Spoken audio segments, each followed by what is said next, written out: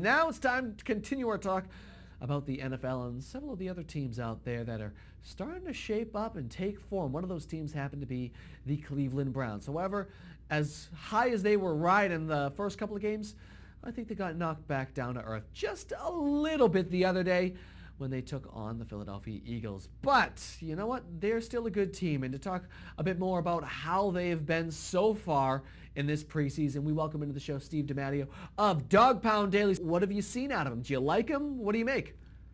I think people's expectations might have been a little heightened after those first two games, like you said. And I don't know if it was too much of a reality check for people in that third game against the Eagles, because there were still some things that were positive about that game. But I think everyone's expectations have kind of maybe come back down to earth, and they see that this is definitely a work in progress, that this team is going in the right direction, but as of right now still has a lot of work to do. Mm-hmm. And so you talk about work to do, and you talk about some of the guys that are going to be signed, going to be cut.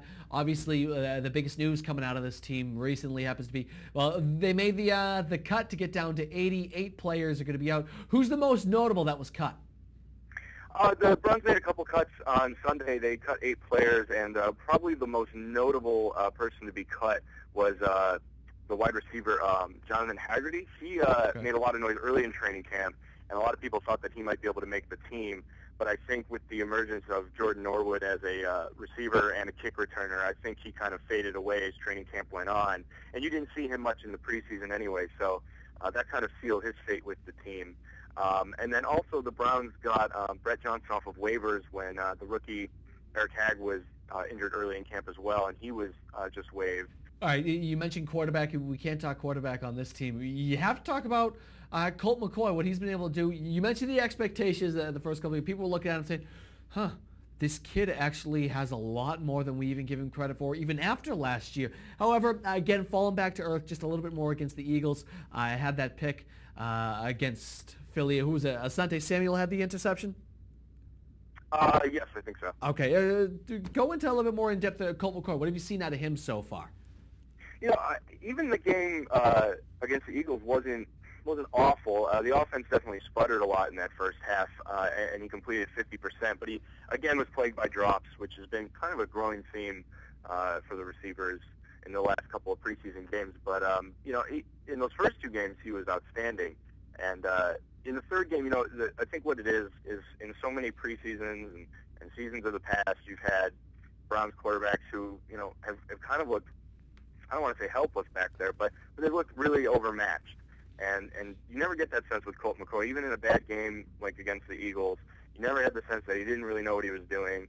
He stayed composed, and I think that bodes really well for him going into the season, because it never seems like he's completely out of it.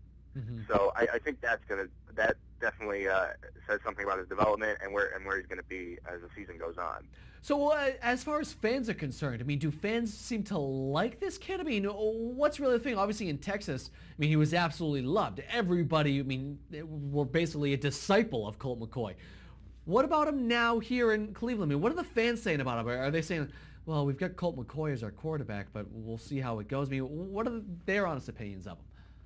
Yeah, I think people are really starting to jump on his bandwagon a little bit, and there was a weird little campaign going on about people debating back and forth if the Browns should essentially tank the season so they could use some of their first-round picks next year to draft Andrew Luck. But I think everybody's trying to do that, though. Yeah, right. Yeah, they wouldn't be the first team to try that. So people were, I don't know, maybe thinking about it, entertaining the thought before the preseason began. But once that preseason started, I haven't heard a thing about that